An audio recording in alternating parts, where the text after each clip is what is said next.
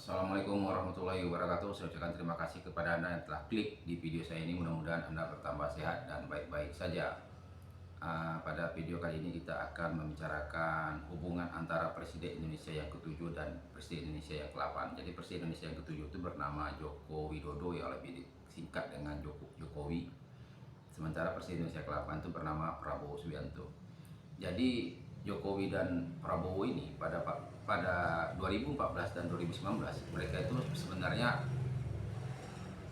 berkontestasi untuk merebut Presiden Indonesia pada waktu itu. Jadi pada tahun 2014 dan 2019 itu yang menang itu adalah si Jokowi.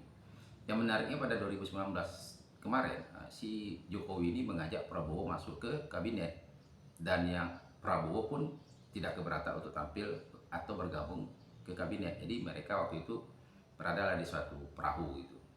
Untuk 2024 si Jokowi dia tidak bisa lagi tampil untuk menjadi presiden. Karena apa? Karena dia sudah 2 kali, karena undang-undang Indonesia itu mengatakan presiden itu maksimal hanya 2 kali gitu. Jadi untuk 3 kali itu tidak bisa. Tapi Prabowo karena belum pernah jadi presiden, walaupun dia sudah menjadi capres dan cawapres waktu itu sebanyak 3 kali gagal, dan dia terus melanjutkan perjuangannya untuk jadi presiden. Sehingga pada 2024 kemarin Prabowo pun ikut dalam kontestan perebutan presiden. Yang menariknya pada 2024 kemarin itu Jokowi ini membantu Prabowo untuk bisa meraih kemenangan dengan salah satu cara itu dengan memberi bansos kepada masyarakat, sehingga masyarakat percaya bahwa si Prabowo ini bisa menjalankan Indonesia dengan baik dan benar. Jadi si Jokowi ini ikutlah membantu si Prabowo untuk meraih kemenangan. Maka Prabowo pun meraih kemenangan, dilantik, lalu pada hari ini udah bekerja lebih 100 hari atau 3 bulan lebih gitu. Cuma yang menariknya seperti ini, pada si Jokowi tidak lagi menjabat ataupun dia sudah habis masa jabatannya, banyak pihak-pihak yang mengatakan untuk si Jokowi ini untuk diadili. Karena apa? Ada kesalahan-kesalahannya dari masa lalu. Kesalahannya itu mulai dari ijazah palsu, mulai memberikan fasilitas yang berlebihan kepada oligarki, memberikan gravitasi segala macam korupsi atau yang tindakan-tindakan yang melanggar hukum, dan ini untuk diperiksa dan diadili.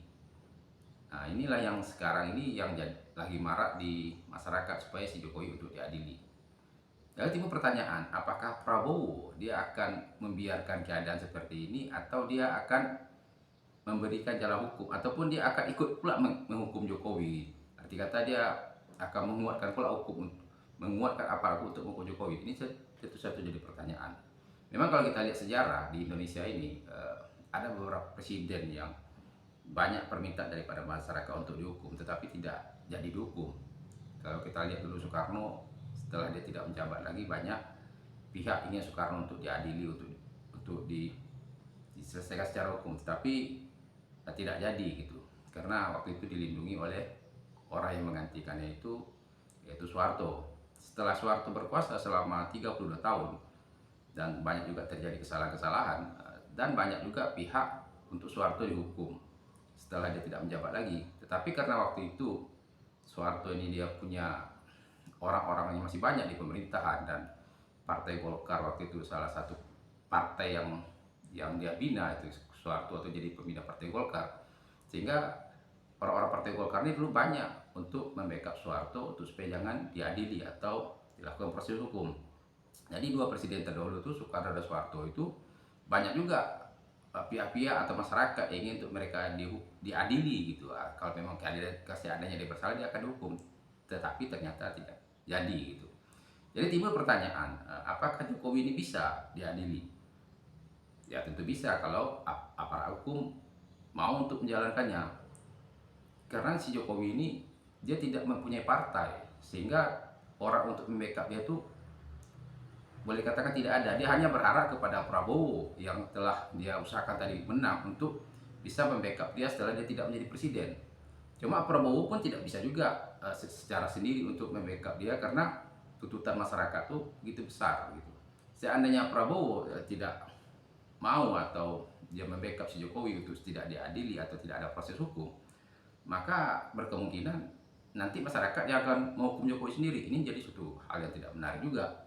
Ataupun Prabowo sendiri yang nanti akan jadi oleh masyarakat. Arti kata masyarakat bisa aja dia untuk melakukan kudeta kepada Prabowo. Ini suatu hal yang tidak menarik juga gitu. Jadi memang dilematis bagi Prabowo hal seperti ini.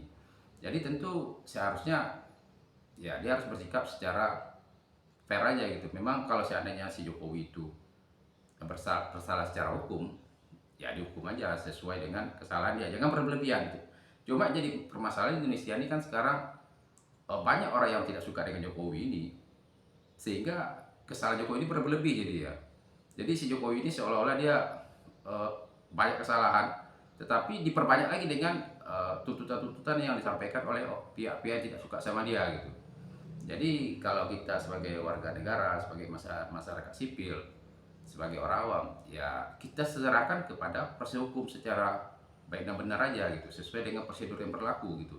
Supaya ke depan presiden Indonesia atau pemimpin-pemimpin di Indonesia baik itu tingkat nasional maupun tingkat daerah bisa bekerja dengan baik dan benar, tidak bekerja sesuai dengan kepentingan dan kemauan dia gitu. Kalau tidak ada proses hukum, maka nanti presiden ke depan ya bikin melanggar lagi sehingga ya negara kita kacau-kacau terus, asik membahas tentang presiden-presiden aja. Jadi kapan kita akan melakukan pembangunan, kapan kita akan melakukan perubahan nasib warga negara, kapan kita akan membuat negara kita makin maju ke depan. Jadi ini suatu hal yang sangat menarik untuk kita ikuti. Jadi kita sebagai orang awam tetap optimis dan yakin bahwa para elit kita ini bisa menyelesaikan masalah ini dengan kepala dingin, dengan baik dan benar, sehingga tidak menimbulkan hal-hal yang tidak menarik. Jadi bagi Anda yang tidak sependapat atau kurang-kurang dari saya, nanti Anda bisa bicara di kolom komentar. Dan saya ucapkan juga terima kasih kepada Anda yang telah melakukan like, comment, dan share.